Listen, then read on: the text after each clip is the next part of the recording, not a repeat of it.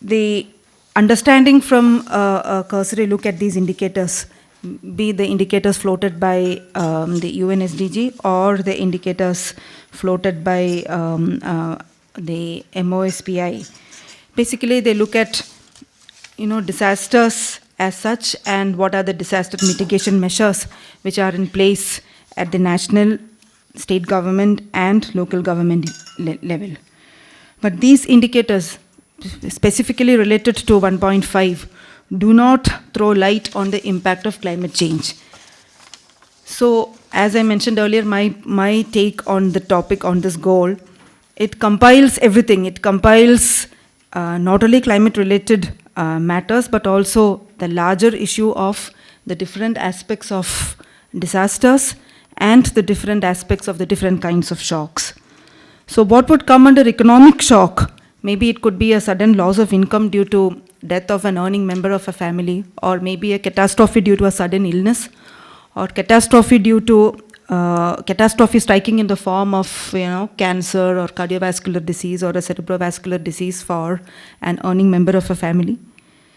What could be social shocks? Could be social unrest due to some law and order problems, or a social shock due to the poor skill set of the employable group, the people who are in the labor force, the people who are earning members of their families. If they are not employable and if they do not have sufficient skill sets, what do they gain at the end of the day, and what do their families and their societies gain at the end of the day?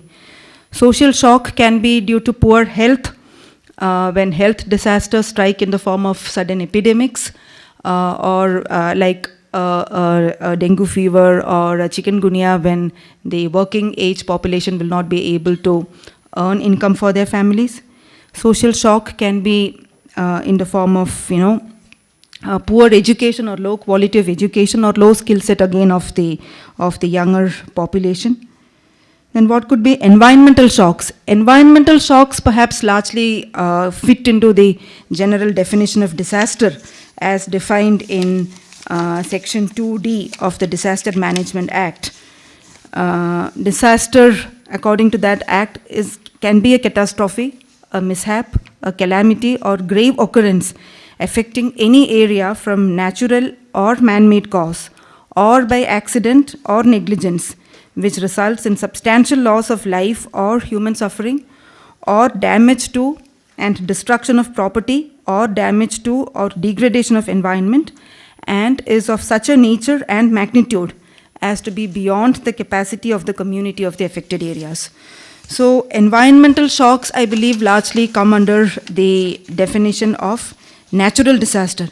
Environmental shocks, when they hit suddenly, like a cyclone, a tsunami, a lightning, a thunderstroke. It can be chronic in nature when it is a long drawn out drought. So these, the issues, the causative factors would range from deforestation, soil erosion, and other related issues. It can be due to unscientific agricultural practices, and the impact of these environmental shocks can be man-made, can be due to man-made reasons, when our houses are not safe, when our houses are not earthquake resistant, when our houses are built on areas which are prone to landslides and other issues, when our houses are built on the seashore and are prone to the impact of cyclones and sea erosions, when the utilities are not installed safely, like what happens in a disaster in a cyclone, when all the electric poles, the electric posts and the poles are not placed in a proper way, not installed in a scientific manner, they get dislodged. That leads to loss of electricity and loss of lives and deaths due to electric shocks and other reasons. So what I am trying to understand from the whole meaning of this goal is that it is all pervasive and it cuts across basically all the SDGs. So climate change is only one of the aspects related to disaster related to the environmental shock which affects the population. So disaster again can be man-made, anthropogenic. It can be due to accidents, road traffic accidents. It can be due to fires. It can be due to, it can be because of chemical accidents, as it happened in the Bhopal gas tragedy, or a chemical accident which is long-standing, as in the case of the endosulfan tragedy in our state, where endosulfan was sprayed for more than 20 to 30 years, and a large proportion of the population and the future generations are suffering from the ill effects of this. So this is my understanding of goal 1.5 and the various parameters related to it. We have on our panel distinguished speakers, experts in the area who would be throwing light on the different topics which come under this goal 1.5. So we have Dr. Tirupur from the National Disaster Management Authority, who would throw light on how the disaster mitigation measures, the disaster preparation, the preparedness, the disaster relief measures, disaster rehabilitation measures, how these should be coordinated and properly planned and organized. We have Sri Abhay Kumar Singh, Senior Assistant Director from FICCI, who would be talking on the industry's response and reaction to the topic. We have Sri Ray Kancharla from Save the Children India. And then we have Dr. James Matthew from Ministry of Statistics and Program Implementation, who would be giving us the details of the indicators which have been drawn up by the Ministry of Statistics and Program Implementation as far as achievement of SDGs in India are concerned. So I would not take more time. I would like to invite the first panelist, Dr. Tirupur, the Joint Secretary Policy and Plan from the National Disaster Management Authority, Government of India.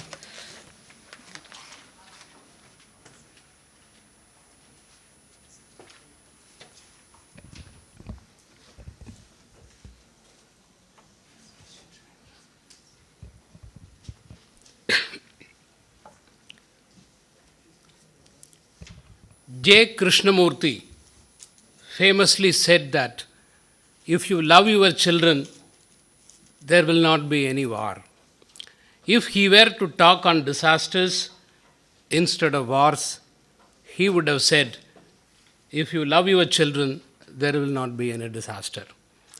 If we really love our children, our grandchildren, great-grandchildren, and their children, and future humanity, we would not like them to be buried under debris in earthquakes, to be washed away in floods, or suffocated to death in chemical, industrial, or nuclear disasters.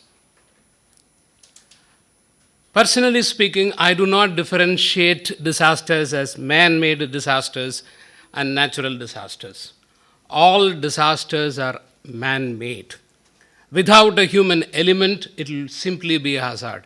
So there is no need to differentiate between a natural disaster and man-made disaster. If we look at the impact of disasters in this country, over a period of 10 years, the baseline period which is mentioned in the Sendai framework of action, that is from 2005 to 2014, we lost 23,840 lives. We should keep in mind that in this 10-year period, we did not have any outlier event. We did not have a major tsunami or a killer earthquake. In the absence of such major calamities, we lost about 23,840 lives. 13 crore people were affected, which means 1/10 of the total population of this country was affected over this period of 10 years in some way or the other. The total economic loss was about 282 lakh crores, which means an annual average loss of 28,000 crores. If you look at the risk profile of India, we are placed in the 6th position as far as global risk index for the most affected countries is concerned. And if you look at the data of 2016 for the total number of deaths and people affected, India stands 3rd in the worst affected countries and 2nd in disaster mortality and 1st in the number of people affected. This is our position now. If you see over a period of years, major impact is caused by climate-related disasters in India rather than geophysical events. What are the main causes? One is increase in population, all of us know this. But more importantly, it is the concentration of people and assets which creates this enormous loss. Risk is a function of hazard, vulnerability, and exposure. Concentration of people and assets in one place increases the exposure even if a small geographical area gets affected. So that is the main reason. And unplanned development. Our cities seem to grow on their own. There is no developed planning which is mainly responsible. And we come to this very important, which is mainly concerned with this workshop, that is economic vulnerability. Economic vulnerability, everybody knows, everybody talks about poor people getting affected in disasters. But there is something else. Yes, poor will be the most affected. But there is something called consequent vulnerability. The person may not be poor today, but if there is a disaster, he will become poor.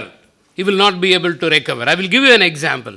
If somebody is an agricultural labor in an area which is likely to be affected by tsunami, if that area is affected by tsunami, for 6 months or 1 year, he will not be able to work in the fields. It will take 6 months to 1 year for rehabilitating the land. He loses his wages.